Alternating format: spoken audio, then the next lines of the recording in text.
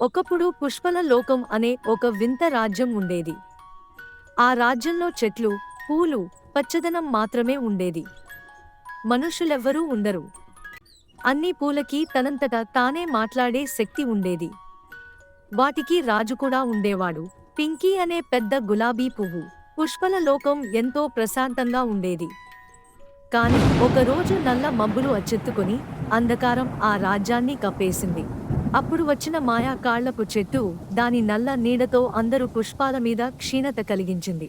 రాజు పింకీ ఆ సమస్యకు పరిష్కారం కోసం తెలివైన చిన్న వడపుళ్ళ పువ్వు పిట్టుని దగ్గరకు పిలిచాడు. పిట్టు ఎంతో తెలివిగా, ధైర్యంగా ఉండేది. అది చెప్పింది, ఈ చీకటి మాయను తొలగించేందుకు సూర్యుని కాంతి అవసరం. మనం సమిష్టిగా ఒక తేలియాడే పూల పిరమిడ్ను నిర్మించాలి. అందరూ పుష్పాలు కలిసి కష్టపడి ఒక పెద్ద పిరమిడ్ వేశాయి. పిట్టు ఆ పిరమిడ్ మీదకి ఎక్కి తన చిన్న శబ్దంతో సూర్యుడిని పిలిచింది. ఆశ్చర్యంగా సూర్యుడు మబ్బులను తొలగించి తేజాన్ని పుష్పల లోకం మీద ప్రసరించాడు. ఆ రోజు నుంచి పుష్పల లోకం మరింత అందంగా మారింది. ప్రతి సంవత్సరం ఆ రోజు కాంతి పండుగగా జరుపుకుంటారు.